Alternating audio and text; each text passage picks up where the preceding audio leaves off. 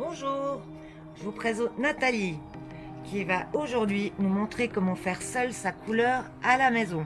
Alors rassurez-vous, cela fait une semaine qu'on est confinés ensemble et on garde nos distances surtout. Alors tout d'abord, si comme Nathalie vous n'êtes pas très manuel, protégez vos surfaces. Bon là, on a peut-être un peu exagéré, mais on n'est jamais trop prudent. Étape suivante, protégez-vous. Alors au salon, on vous met une cape. Ici, nous avons opté pour le sac poubelle. Et puis après, vous mettrez un linge.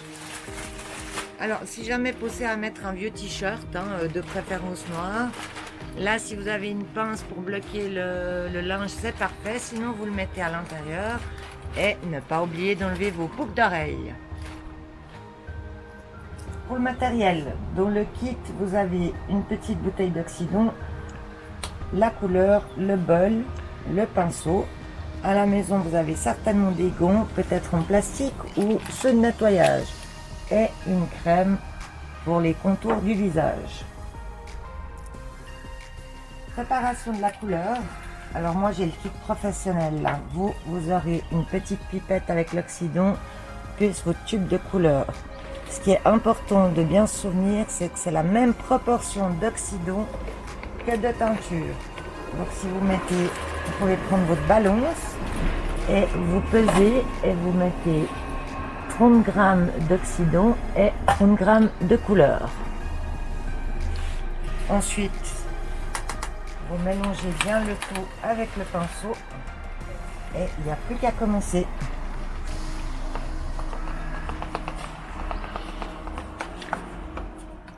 Avant d'appliquer votre couleur, protégez les bordures avec une crème bien grasse. Remontez vos manches, c'est plus prudent. Et faites juste attention de ne pas mettre la crème sur les cheveux, sinon ça pourrait moins bien prendre. Après avoir mis vos gants de Superwoman, prenez la couleur et commencez par appliquer les bordures devant.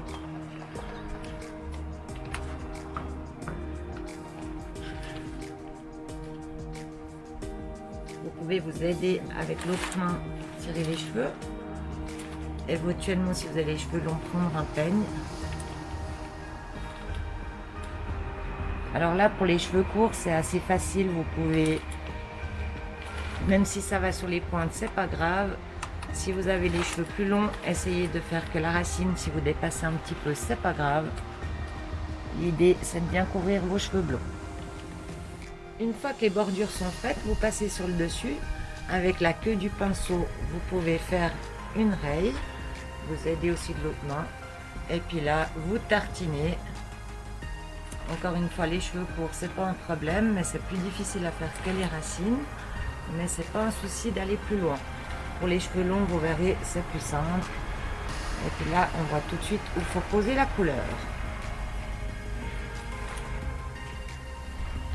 Alors, occupez-vous surtout des parties visibles, les plus faciles à faire et celles que vous voyez quand vous vous regardez dans le miroir.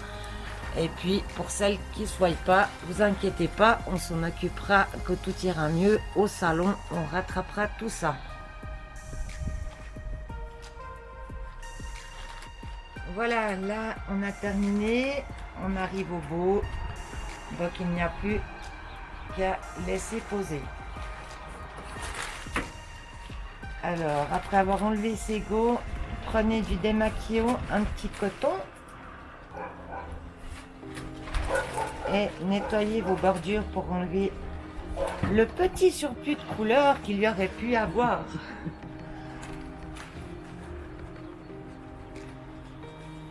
Et puis, après, laissez poser 30 minutes.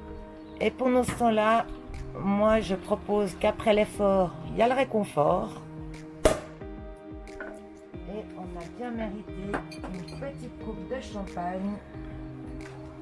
Il ne faut pas se laisser aller dans ces moments difficiles. Appliquer une couleur, c'est pas facile.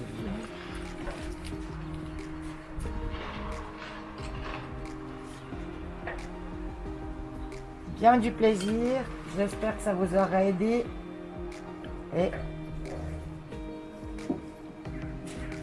santé! Fais ta couleur. fous ta couleur. Fais ta couleur, fous ta couleur.